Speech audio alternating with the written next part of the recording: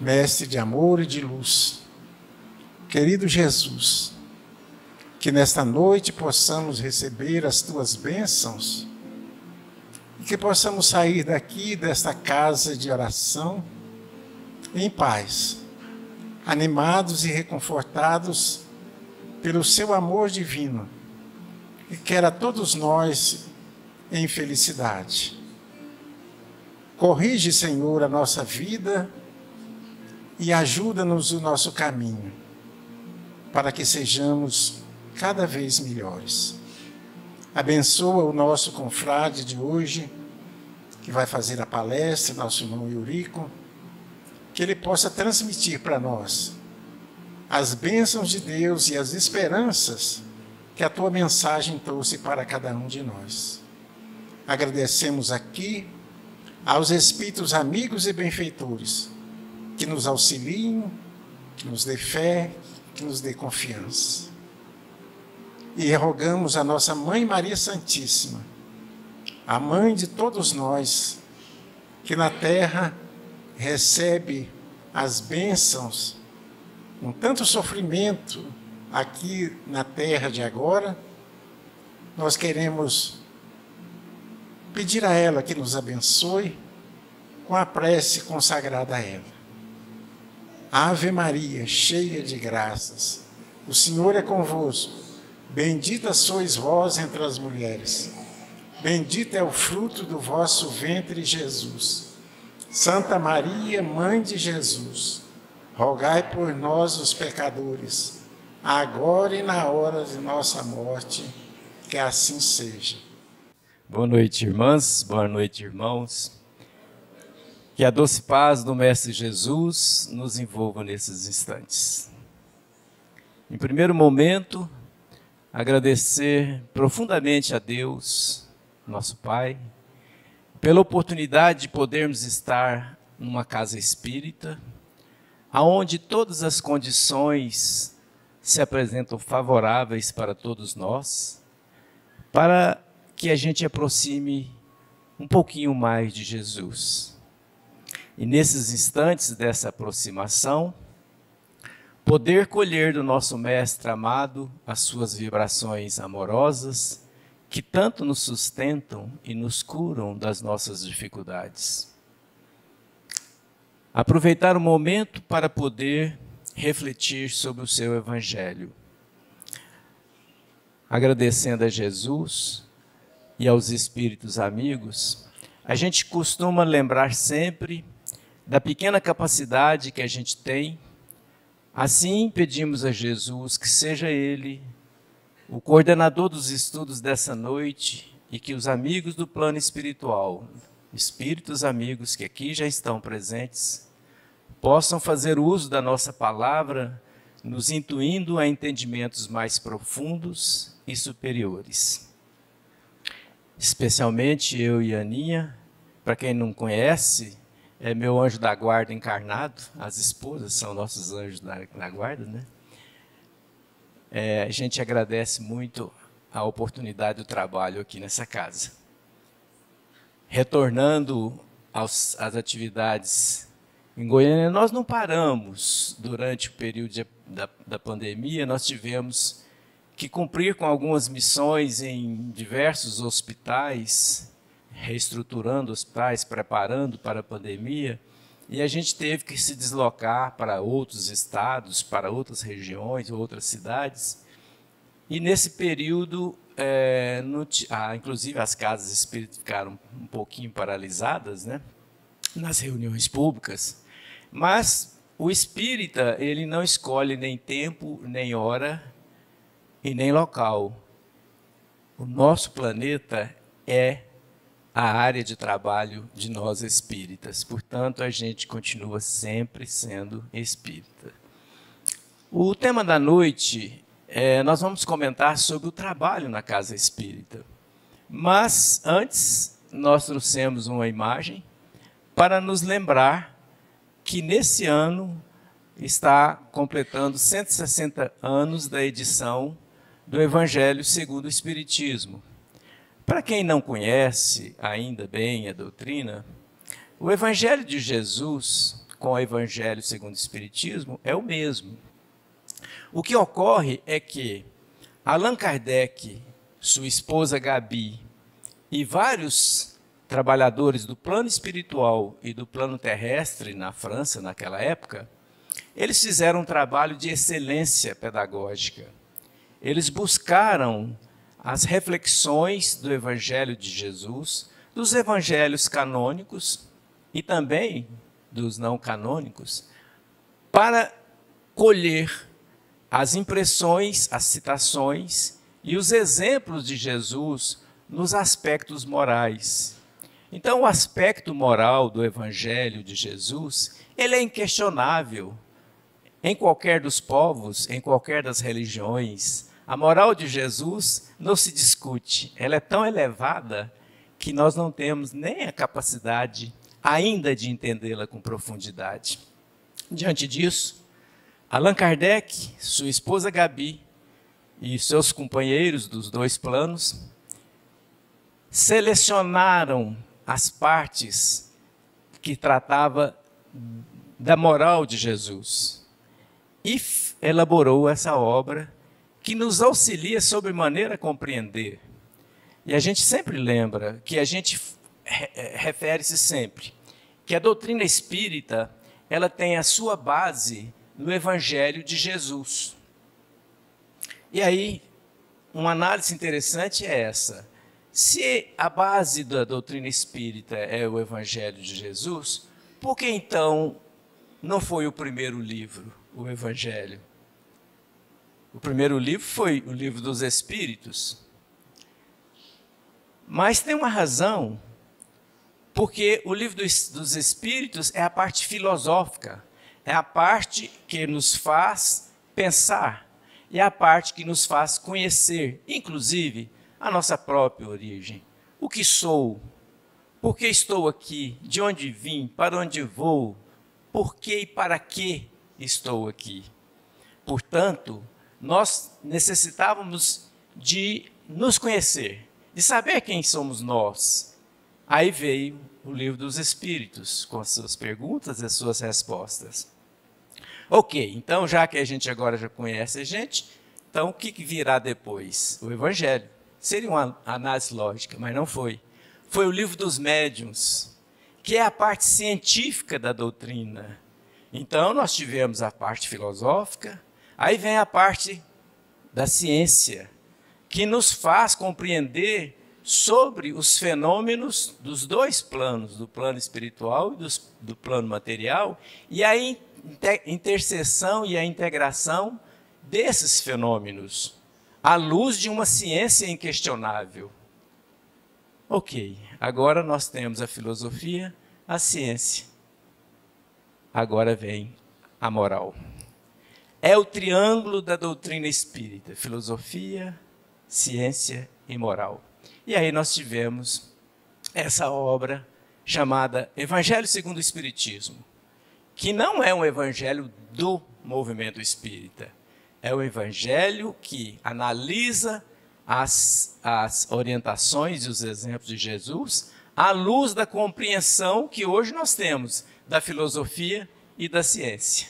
Aí deixamos de verificar aqueles milagres inacessíveis, fenômenos inacessíveis, passamos a compreendê-los. E pela compreensão, o Evangelho, a doutrina espírita, nos consola. E aí a gente agradece a Deus por essa preciosidade chamada Evangelho segundo o Espiritismo.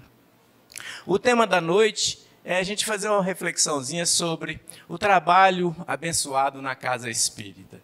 E essa estampa não poderia ser melhor, né, do que é trabalho lá de Chico Xavier nos seus inícios, lá em Minas Gerais, né, numa casa espírita, onde a gente vê, até ultimamente, tem um filme aí rodando, né, tá ele aqui, ó, né, o André Luiz ali. Então, é só para nos lembrar que a casa espírita tem um sentido muito profundo. Se nós formos observar, um espírito amigo já nos dizia que o movimento espírita os centros espíritas são como salas de aula. Porque o que nós fazemos aqui, além de buscar os recursos das vibrações, do passe, né, da cura, nós estamos aprendendo. Então, nosso Mestre Jesus, quando veio à humanidade, ele veio cumprir uma das etapas de um projeto educacional divino, não é coisa pequena. Jesus veio, revelou alguns fenômenos que nós chamamos de milagres, mas o que ele veio nos fazer foi trazer novas ideias para que a gente, assimilando essas novas ideias, possamos agora estabelecer novos ideais. Jesus nos trouxe novas ideias para novos ideais, a nossa transformação. E essa transformação, ela se dá pela educação. E quando a gente fala de trabalho na casa espírita, não é só o palestrante, o médium de cura, o médium passista, os coordenadores dos trabalhos, não é só a pessoa que coloca a aguinha para se preparar a água fluidificada. Nós vamos ver que não. Todos nós que estamos aqui, inclusive nessa casa, somos trabalhadores. E é isso que a gente vai verificar. Para poder entender melhor essa referência, nós vamos voltar e passar uma linha de tempo, iniciando lá naquele período que Jesus estava conosco. Mas, para reforçar um conceito, nós vamos voltar a mais de 1000 anos antes de Cristo. Por que isso? Porque se nós formos compreender, durante a nós, humanidade nesse planeta, nós estivemos sempre amparados pela providência divina. E Deus não nos colocaria aqui apenas para vegetarmos, para passar tempo. Não. Nos trouxe para podermos aqui, num ambiente de prática constante, iluminar os nossos conhecimentos intelectuais, espirituais e, acima de tudo, morais. Nos trouxe para poder evoluirmos. Porém, não nos deixou ao léu. Durante milhares de anos antes de Cristo, uma quantidade de espíritos luminares foram enviados para o nosso planeta para que a gente pudesse, em cada canto do planeta, ir recebendo conceitos que preparavam para ser preparado numa base para quando Jesus aqui estivesse, nós já tivéssemos, pelo menos, sabendo as primeiras letrinhas do nosso conhecimento. Por isso, nós vamos verificar que é um projeto divino. Nós participamos desse projeto. E isso nos enche de alegria muito grande, mas também de senso de responsabilidade. Costumo lembrar sempre que a doutrina espírita, ou a casa espírita, a doutrina espírita é a doutrina da responsabilidade, porque nós somos responsáveis por nós e por nós outros, por todos que conosco convivem e não convivem.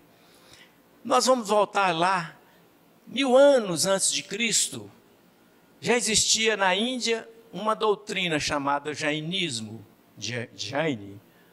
Essa doutrina, ela já tratava da reencarnação, já tratava das vibrações, dos passes, das questões das curas, já tratava de vários princípios que hoje a doutrina espírita está a nos revelar.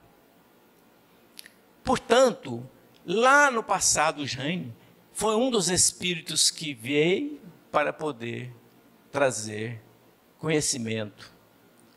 Vamos lembrar de Moisés, que trouxe a revelação do Deus único, onipresente, né? Moisés que trouxe, apesar de ter trazido conceitos morais da terra, junto com princípios religiosos, trouxe uma riqueza de sabedoria para a humanidade muito grande, 1000 anos antes de Cristo. Mas de lá para cá, nós vamos encontrar Anaxágoras de Clasômena, um dos grandes filósofos gregos, que não era grego porque nasceu na Jônia, hoje Turquia. Anaxágoras de Clasômena já trazia para nós, nos seus conceitos, um conceito básico, que é a primeira questão do Livro dos Espíritos. Quando foi perguntado ao Espírito de verdade, e Allan Kardec teve cuidado, ele não perguntou nem o que é, porque se ele perguntasse o, ele já estava classificando. Ele pergunta, que é Deus? E aí a resposta é aquela que todos nós hoje sabemos, né? Que é a inteligência suprema, causa primeira de todas as coisas. Anaxágoras de Clasômena, 600 anos antes de Cristo, já trazia esse conhecimento. Ele chamava de nous, essa inteligência, né, suprema, e chamava de homérias as coisas, que deu origem, inclusive, logo depois a Demétrio identificar o átomo. Essas inteligências que vieram, esses espíritos que reencarnaram, era para nos preparar. Anaxágoras de Clasômena foi quem fundou a Escola de Atenas, aonde teve lá como seu aluno Sócrates, Platão, Aristóteles e todos aqueles nobres espíritos que vieram trazer valores e conhecimento. Nós vamos para a China, vamos encontrar lá Confúcio. Que riqueza, que doutrina, riquíssima doutrina da generosidade, da responsabilidade com o outro ser. Ele tem até uma frase que eu sempre lembro com muita alegria, quando ele disse: chorava por não ter um par de sandálias. Saí à rua e encontrei um homem sem pés. Essas riquezas filosóficas eram ensinamentos para nós, humanidade. Nós vamos encontrar Zoroastro lá na Pérsia, que trouxe os princípios que Emmanuel utiliza, inclusive, nos seus ensinamentos. Bons pensamentos traduzem em boas palavras, que traduzirão em boas ações. Olha que grandeza. Então, esses ensinamentos foram colocados por vários lugares. Siddhartha Gautama, Buda, que veio revelar para nós o plano espiritual superior, o Nirvana, e nos alertando que nós só iríamos atingir o estado de Nirvana, o plano espiritual superior, o dia que nós não tivermos mais nenhum desejo. Porque desejo é uma expressão de egoísmo e de leve de orgulho. Esses ensinamentos, esses conceitos, fazem parte de um projeto divino para a educação de nós, humanidade. Augusto, 70 anos como imperador romano, prepara a condição, e aí Jesus vem e nasce. Jesus traz agora sim o ápice, o máximo dos valores das morais. Da moral que vai nos elevar a planos espirituais muito infinitamente, que a gente não tem nem condição de imaginar. Mas para isso, nós temos que fazer o que Jesus nos ensinou, certo? Praticá-los. Valorizamos muito o Evangelho, mas é importante a gente estar atento. Um espírito um dia me falou: Eurico, não é hora mais de ler o Evangelho. Fábio, eu quase caí da cadeira. Eu falei assim, esse espírito está doido, né? Pensei na hora, né? Mas a vibração dele era tão sublime que eu fiquei assim, levei um choque num dos momentos de comunicação, né? Levei um choque e ele veio e de imediato corrigiu. Tão somente para estudarmos. O Evangelho não foi feito para ser lido. Lido de forma en passant. Não, foi feito para ser estudado. E essa construção, gente, ela é muito nobre, E ela está aí há milhares e milhares de anos para que nós pudéssemos colher. E nós vamos parar lá em Jerusalém. Jesus vem, todos nós sabemos, mas nós vamos paralisar no ano 34 depois de Cristo. Ano em que Jesus já havia sido sacrificado pela ignorância humana. Os discípulos, nos primeiros 30 dias, ficaram em desespero, porque acostumados com Jesus dia e noite, aquelas vibrações amorosas. Imagina a gente ficar junto com Jesus lá, ouvindo, vendo aquele trabalho dele, sentindo aquele perfume de amor no ar. E de repente Jesus volta e eles ficaram. Desespero em primeiro momento. 30 dias depois, por orientação de João, o evangelista, que deu um conselho a Pedro, Pedro acatou, os discípulos voltaram para Galiléia.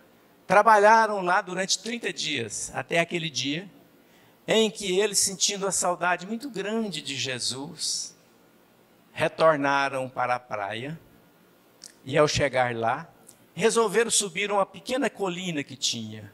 Eles subiram e lá estava uma multidão de 500 pessoas. Isso está no livro Boa Nova, Humberto de Campos.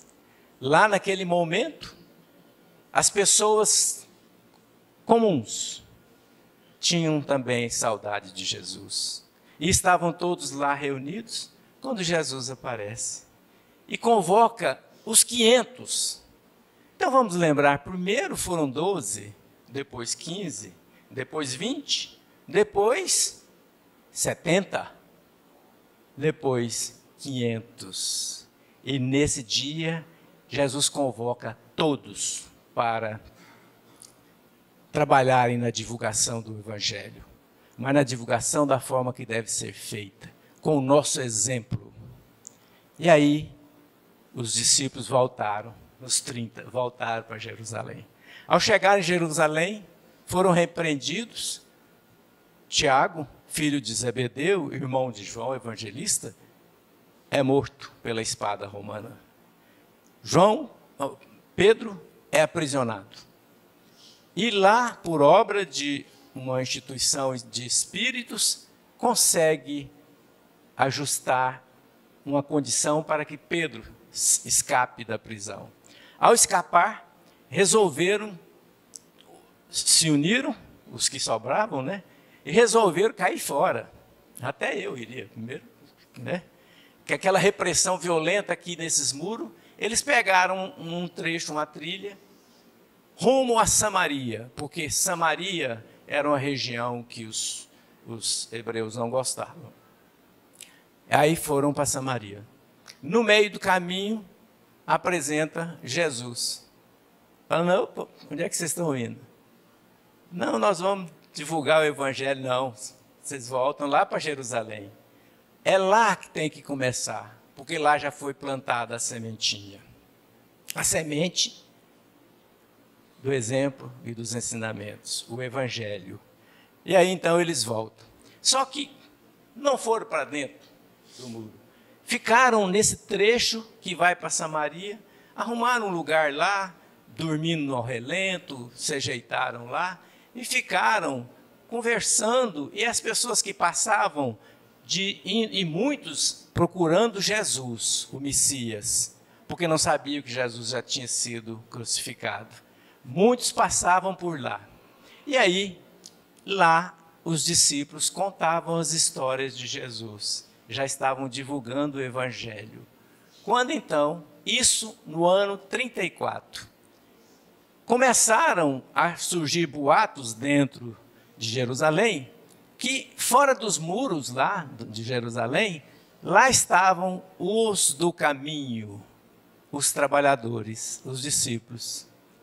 Trabalhavam. Certo dia, Barnabé, recebendo uma inspiração espiritual, lembrou que tinha uma terrinha dele lá em Samaria. E ele falou assim, acho que nós vamos vender aquele terreninho lá e com esse recurso construir uma casinha. Aí chamaram Pedro e os outros companheiros, falou com ele, Pedro gostou muito da ideia, e ele foi lá, dentro de Jerusalém, procurou um comerciante chamado Jacó, que tinha recursos, e propôs a venda do terreno. Jacó resolveu comprá-lo, porque já conhecia a moral de Jesus. Resolveu comprá-lo pelo valor que fosse necessário. E aí, naquele momento, sai Barnabé e vai à casa de Maria de Marcos. Ao chegar na casa de Maria de Marcos, Maria de Nazaré, mãe de Jesus, estava lá hospedada. E aí ele vai feliz da vida e conta para Maria de Nazaré que eles iriam construir uma casinha para divulgar o evangelho de Jesus, para trabalhar como Jesus havia ensinado. E aí pediram a ela que indicasse o nome. Maria de Nazaré falou: olha, muito feliz, meu filho dizia sempre que ele era o caminho, a verdade e a vida. Coloquem o nome Casa do Caminho. No ano 34 depois de Cristo, surge a primeira instituição religiosa no mundo, Casa do Caminho. E eu costumo dizer, o tempo todo eu tenho uma convicção disso, certo? Que também foi o primeiro centro espírita do mundo. Foi lá. Porque lá na Casa do Caminho, tudo o que se praticava é o que hoje nós praticamos nas nossas casas espíritas. A fraternidade, o amor, o respeito, a responsabilidade com o nosso semelhante, aquele que tem mais carência, aquele que está doente, aquele que necessita auxílio, aquele que necessita orientações, a casa espírita está trabalhando. Portanto, surge a Casa do Caminho. A Casa do Caminho foi construída com poucos recursos e foi construída com o conhecimento que os hebreus, por ter sido escravos lá 1000 anos anteriores, eles aprenderam a técnica da construção. Então eles faziam os tijolos de adobe, que era barro com capinha, etc. E eles então construíram a Casa do Caminho, com muita dificuldade.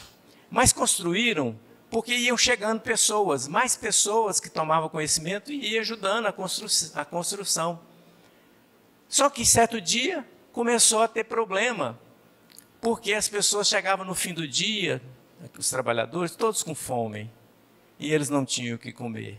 Filipe teve a ideia de montar um grupo para ir todos os dias lá dentro de Jerusalém, nas praças que se chamam lá bazar, na língua árabe e aramaico, que quer dizer local de compra e venda. Então, nas feiras livres, eles coletavam a sobra das frutas, ganhavam, pediam, e ali as frutas, os legumes, etc., eles levavam e todos os dias fazia uma sopa. Começou a sopa na casa espírita. Ali para aqueles que necessitam. Foi um trabalho muito grande, até que chegou o dia da inauguração. Jesus havia dito a eles que no dia que eles fossem inaugurar, ele iria estar presente. E ali chegou o dia, ficaram esperando o dia inteiro, cadê Jesus? Que nada. Foi escurecendo, eles lá fora, foram tudo lá para fora. Aí alguém foi lá dentro, acendeu as candeias, né, ligaram, botou fogo nas candeias, e ficaram lá esperando, cadê Jesus? Nada.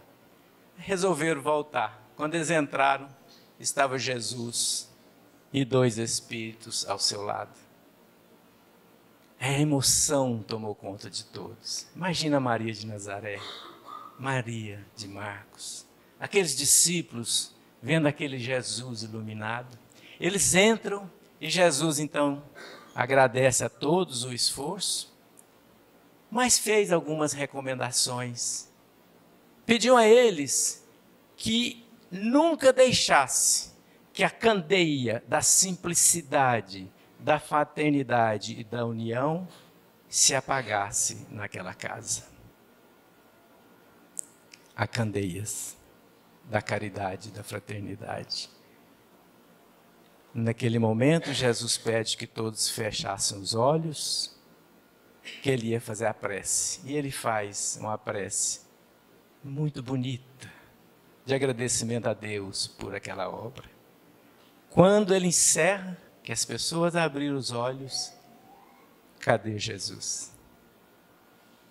Era Jesus dizendo para nós, humanidade, agora é com vocês.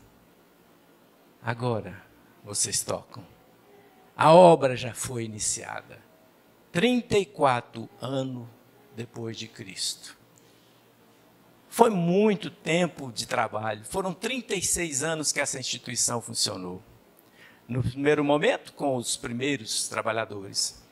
Depois foram se agrupando, mais jovens aparecendo, foram ocupando trabalho, ela foi crescendo e foi se tornando uma obra importantíssima. De toda parte chegavam homens, mulheres, esfarrapados, enfermos de toda a ordem. Mas quando a gente coloca o termo esfarrapados, não é só o esfarrapado das vestes físicas, mas esfarrapado dos seus campos vibracionais, sofridos, desequilibrados, necessitados, enfermos de toda a ordem, muitos com seus corpos dilacerados. Era a época da pandemia da hanseníase. Corpos dilacerados pela triste doença chamada lepra. E ali eram acolhidos e curados. Escravos que fugiam, iriam buscar amparo. Famintos de toda a ordem, envoltos em desesperanças. Mas não era só faminto de alimento físico, mas famintos de luzes, de valores, de conhecimento, famintos de evangelho. Doentes mentais eram muitos, obsediados de todas as ordens. Muitos chegavam amarrados, acorrentados, para passar por um processo de tratamento. E arrependidos em desesperos, muitos também arrependidos. Dentre esses arrependidos, certo dia foi levado um lá, por uma pessoa encaminhada pelo Gamaliel, um rapaz muito bonito, chamado Saulo de Tarso, que chegou lá e foi acolhido por Barnabé, e ele passou 3 anos em tratamento na Casa do Caminho, curando uma depressão profunda que ele colheu pela perseguição a Cristo e aos cristãos. Ele depois se transforma em Paulo. A transformação de Saulo para Paulo foi lá na Casa do Caminho, porque ele se cura do processo e inicia um trabalho, passou a ser um dos trabalhadores da Casa do Caminho. Certo dia, ele resolveu, avaliando toda a situação, chamou o grupo, falou, olha, nós precisamos ampliar. Era gente demais procurando, nós precisamos criar condições. E aí resolveram então ampliar. Porém, ele fez uma colocação, que é muito importante, que eu vou colocar aqui. Lembrem-se, ele disse naquela época que aquela instituição não poderia nunca deixar de ser um santuário de renovação mental à direção de uma vida superior. Santuário de renovação mental na direção de uma vida superior. E assim foi. Curavam enfermos do corpo e da alma, promoviam aconchegos, que é tão importante dar o aconchego às pessoas que estão sofridas.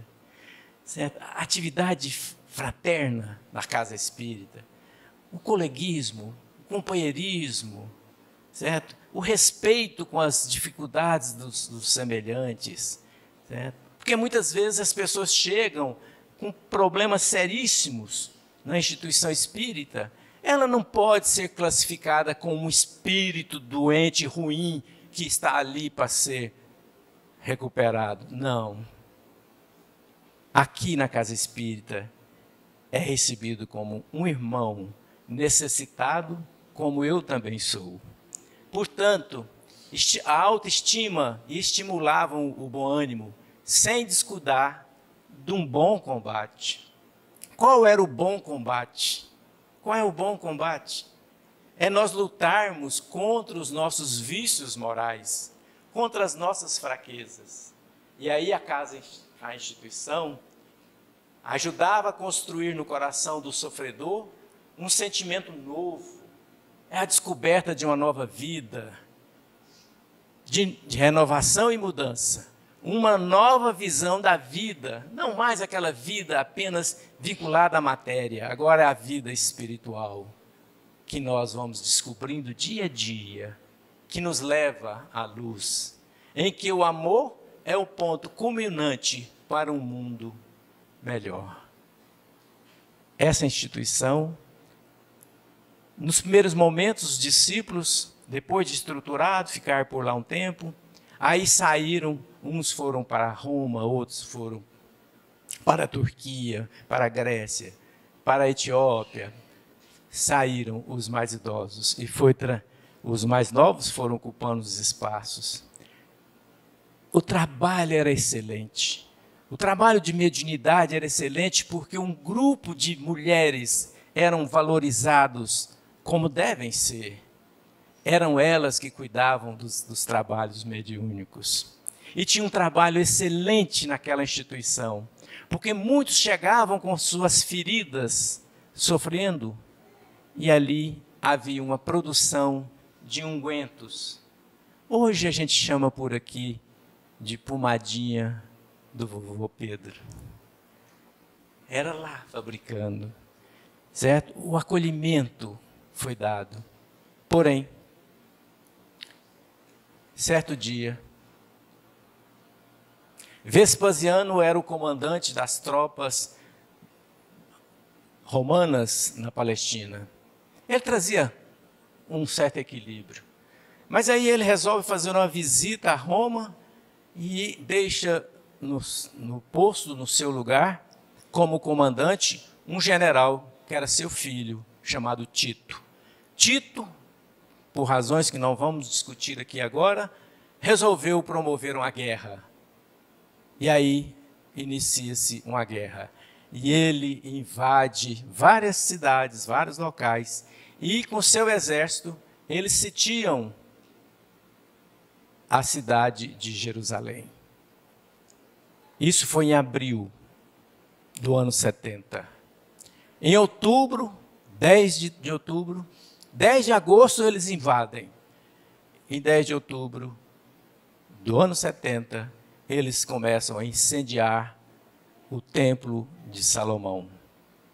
As instituições, sinagogas religiosas foram todas destruídas, incendiadas, as pessoas aprisionadas.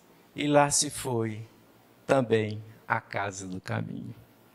Muitos dos trabalhadores da Casa do Caminho foram levados para Roma como escravos, para deliciar a ignorância nos círculos romanos, com os espetáculos dantescos, com aquelas feras e as espadas e as tochas. Aquele momento, parece que tudo acabou. Mas, se nós formos observar, a Casa do Caminho era uma grande árvore que foi plantada por Deus.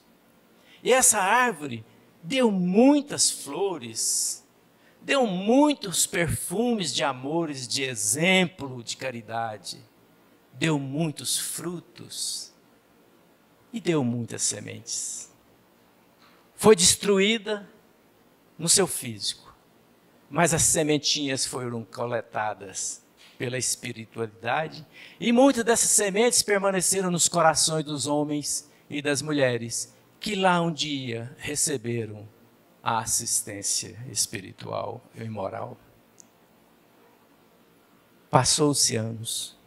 1758 anos, em que a humanidade tinha dificuldade de entender os ensinamentos do Evangelho de Jesus, eram proibidas de ter entendimento no campo da química, da física, da biologia, porque os dogmas da religião de então não permitiam esses estudos, e aí eles foram destruídos. Então está quase terminando já. Paris, 1857. Aqui a gente vai lembrar de uma coisa importantíssima. Nós falamos lá atrás que as mulheres tinham um papel importantíssimo em toda a obra divina e em toda a obra de Jesus. Mas nós espíritas precisamos corrigir uma coisa. Porque a gente fala muito de Allan Kardec, mas não fala de Gabi, a sua esposa. Aquela que nasceu 8 anos antes de Allan Kardec. Aliás, 9. Recebe Allan Kardec aqui no planeta Terra. Casa-se com ele. Foi anos e anos juntos trabalhando. E ela, inclusive, Allan Kardec retorna à pátria espiritual e ela continua aqui, conduzindo a implantação da doutrina espírita. Ela participou efetivamente de toda a obra espírita, do Livro dos Espíritos, do Livro dos Médiuns, do Evangelho segundo o Espiritismo. Ela esteve ao lado dele, não só nas obras, mas na assistência, a segurança. Por isso a gente traz em primeiro lugar Amélie Gabrielle Baudet, a doce Gabi, que ao lado de Allan Kardec e Hippolyte Léon Denis Rival, em Paris, revelam como coordenadores de um grupo de espíritos encarnados e espíritos desencarnados que foram somatizando todos aqueles ensinamentos que a humanidade foi coletando para poder formatar essa doutrina para o qual nós participamos. Em 1º de abril de 1858, caiu uma sementinha da Casa do Caminho, lá em Paris. Foi construído o primeiro centro espírita da humanidade. Era o retorno da Casa do Caminho pelas suas sementinhas. Aqui caiu uma sementinha. E em tantos outros lugares, para renascer aquela obra e dar oportunidade a todos nós de trabalharmos nela. Allan Kardec percebe que logo nos primeiros momentos, um número muito grande de casas espíritas estavam surgindo, eram as sementinhas que estavam caindo pela França, né? E lá, em Lyon, em 1860, foi criado o primeiro centro espírita do interior da França, que é o Centro Espírita de Brotteaux, hoje chamado Centro Espírita Teresa d'Ávila. Allan Kardec, percebendo que tinha uma quantidade muito grande de sementinhas brotando, né, de casas do caminho, ele vai e cria as suas viagens espíritas, 1860, 61 e 62. 3 viagens, que ele percorre toda a região, levando as orientações básicas do papel de uma doutrina espírita e do papel de uma casa espírita.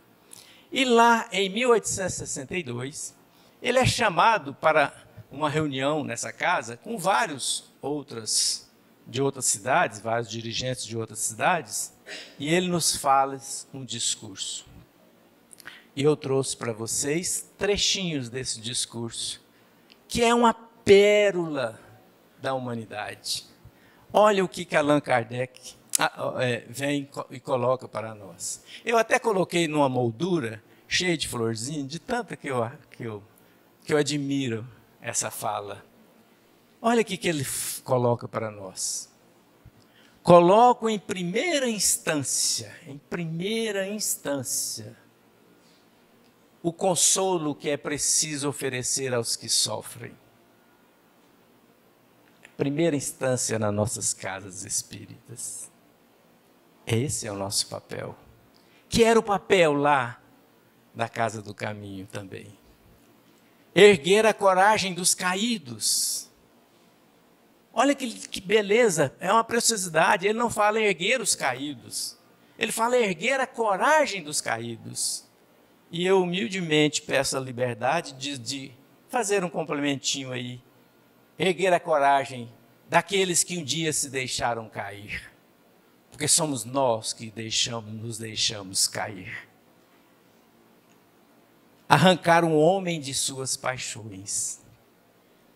Muda as vontades, novas ideias, novos ideais. Por que arrancar das paixões? Porque as paixões são a origem de todos os processos obsessivos da humanidade. E os desejos que Buda, Siddhartha Gautama, dizia lá no passado, é uma das paixões, ou de várias paixões. Retirar a pessoa do desespero. Tem muita gente desesperada no mundo. E nós estamos aqui para isso. Do suicídio. Quantas pessoas já estão com tendências suicidas? E na casa espírita, com o cuidado que nós temos de lidar com as verdades, mas com as verdades, com a caridade, temos tudo para auxiliar a despertar da vontade de continuar vivendo e de lutar. E fugir do suicídio, porque o suicídio é falta de calma e de aceitação da vida. Detê-lo, talvez no limiar do crime. Muitas vezes, uma mudança, nós mudamos a vontade e deixamos de praticar um crime. E ele fecha dizendo, não vale mais isso do que os lambris dourados? Do que as luxúrias dos templos? Vale mais. Mas nós não estamos dizendo que não se deve não ter os recursos da tecnologia, da internet, do ar-condicionado. Não é isso. É colocar em primeira instância. E não substituir o maravilhoso dos lambris dourados dos templos religiosos pelas luzes da caridade que nós, espíritas, precisamos praticar. Nesses últimos minutos, nós vamos verificar uma coisinha bonitinha que eu trouxe para vocês. Tem muita gente que não sabe que isso aqui existe. Já sabe. Você é da nossa terra, né? Eu tive o prazer imenso nós tivemos, né, de conviver no movimento espírita, na infância, jovem, né, no movimento espírita. Santa Rita de Goiás. Um pouquinho meio acabado, né? Assim, eu sou mais velho que você, né? Eu estou chegando aos 80, gente. Estou pertinho já, né? Graças a Deus. Vejamos, Fazenda Santa Rita, Goiás. Entre Goiânia e Anápolis, numa fazenda lá no interior, terrinha, estrada de terra. Um dia me chamaram, faz um tempo, bom, grande, para fazer uma palestra lá. Vamos embora. Em todos os lugares que a gente possa levar a verdade de Jesus, a gente vai. E fomos lá. Chegamos lá, estava no meio do mato cheio. Aqui não era de ferro, não, era de tábua, aquelas de tramela. Uma casinha construída em 1929. Caiu uma sementinha lá, jogaram lá e tudo caiu. Construíram uma casa espírita lá. E lá vai eu, mais Aninha, fazer palestra e cantar lá. Que emoção! Mas estava numa emoção muito grande esse dia, envolvido espiritualmente, etc. Chegando lá, quando eu vi aquilo, eu falei, meu Deus, que coisa linda! Não tem energia elétrica. É 4 telhados e tem um mourão, assim, e a tabinha assim, até com a fumacinha das lamparinas que ficava lá iluminando, né? Hoje é lampião, né? Hoje tem celular, é diferente, né? Lá, os banquinhos tudo de madeira, aquela coisa. Eu falei, meu Deus do céu, era 7 horas que começava lá. E aí, falei, mas gente, num lugar desse não vai dar ninguém, né? Quando escureceu, eu saí lá fora e vi as luzinhas assim, muito no meio do mato, vindo de tudo quanto é lado. Era os moradores da região. O pai com a lanterna na frente, a esposa e os filhinhos. Tudo nas trilhas. Chegaram e fomos cantar e fazer uma palestra. E eu fiquei muito emocionado, muito profundamente. Agradecido a Deus. O nome, Eurípides Barçanufo, foi um momento de luz, não esqueço nunca na minha vida. Ao término, encerramos, todo despedindo das pessoas, etc. O pessoal da fazenda, uma casona antiga, da casa antiga, pediram para a gente ir lá, que eles tinham feito uns biscoitos. Biscoito de roça, gente, coisa mais boa do mundo, né? Peta, que estranho, né? Falei, não perco isso de jeito nenhum. Aí fomos. Chegamos lá, um casal de idosos, muito idosos. Você deve conhecer, deve ter conhecido eles. Aí o senhor falou para mim, eu estava falando da emoção tão grande. Aí ele falou assim, você é Alarcão, feiçor. Aí ele falou, pois é, eu vou falar por que da emoção. A sua avó saía de Anápolis a cavalo, ela era viúva. Saía de Anápolis a cavalo em 1929 para fazer palestra sobre o Evangelho de Jesus nessa casa. Aí eu desmoronei. Que coisa linda, que coisa linda. Mais uma que compreendeu que todos nós fazemos parte desse projeto grandioso e divino que vem lá de milhares e milhares de anos. Lá estava. E por que eu trouxe esse exemplo aqui? Para mostrar que em 1951, no Reformador, foi publicado uma mensagem que Chico Xavier recebeu no Centro Espírita Luiz Gonzaga, lá em Minas, na noite de abril de 1950. É rápido isso aqui. Quando Emmanuel nos traz essa mensagem. Olha o que ele diz para nós. E encerra-se com essa mensagem. O Centro de Espiritismo Evangélico, por mais humilde que é o caso, é sempre santuário de renovação mental na direção da vida superior. Vocês lembram quem é que falou isso lá? Saulo de Tarso. Quando ele estava se transformando para Paulo de Tarso, lá na casa do caminho. Nenhum de nós que serve, nenhum de nós, embora com a simples presença, que tem pessoas que vêm no centro, não fazem parte da instituição, mas não tem noção de que está sendo um trabalhador. Com a simples presença a uma instituição dessa natureza, deve esquecer a dignidade do encargo recebido e a elevação do sacerdote que nos cabe. Quando nós estamos aqui, minhas queridas irmãs e nossos queridos irmãos, mesmo assistindo uma palestra, os nossos campos vibracionais, como naquele que nós cantamos na Aleluia, como todos os momentos, os espíritos superiores coletam de nós, os trabalhadores das preces e das vibrações, as energias que vão promover a cura lá na cabine de passe ou de cura. É daqui que eles colhem as energias que vão transformar em medicamentos para auxiliar na cura das pessoas nos hospitais. É daqui que é colhido essas vibrações de amor e de esperança que levam à distância para alimentar aqueles que estão na luta contra o mal das guerras e das violências. Portanto, todos nós somos trabalhadores. Hoje em dia, algumas pessoas desavisadas, mal termina a palestra, já liga o celular, já começa a receber mensagem, passar para cá, passar para lá. É porque não sabem que fazem parte desse sacerdócio que cabe a cada um de nós. Nós temos a honra de participar desse projeto de Deus, de milhares e milhares de anos. É sempre lastimável duvidar da essência divina da nossa tarefa. Essa tarefa. por mais simplesinha. Aquele que veio e abriu o centro e que varreu. Aquele que fez, botou aguinha. Aquele que fez a palestra, que não é nada mais, nada menos do que um simples afixador de cartazes.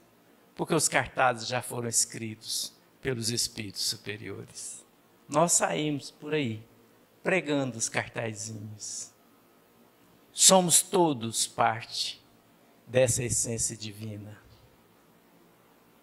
Um centro espírita é uma escola onde podemos aprender, ensinar, plantar o bem e colher-lhe das graças, aprimorar-nos e aperfeiçoarmos os outros na senda eterna.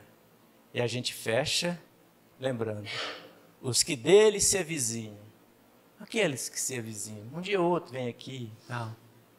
Ainda que não desejem, caminham sem perceber para uma vida melhor. Essa é a casa do caminho.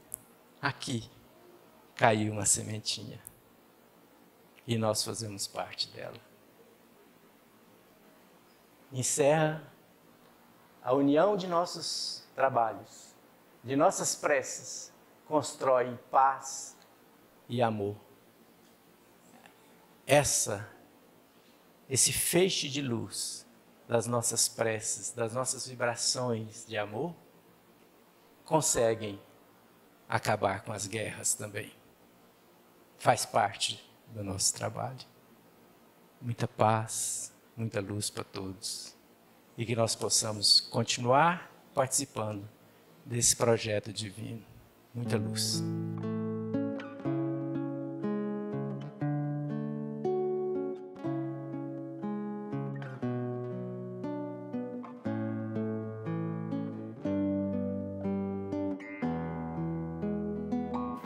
Pai nosso que estais nos céus, santificado seja o vosso nome. Venha a nós o vosso reino, seja feita a vossa vontade, assim na terra como no céu. O pão nosso de cada dia nos dai hoje, perdoai as nossas ofensas, assim como nós perdoamos a quem nos tem ofendido, e não nos deixeis cair em tentação, mas livrai-nos, Senhor, de todo mal, porque vosso é o reino, o poder e a glória para sempre. Que assim seja.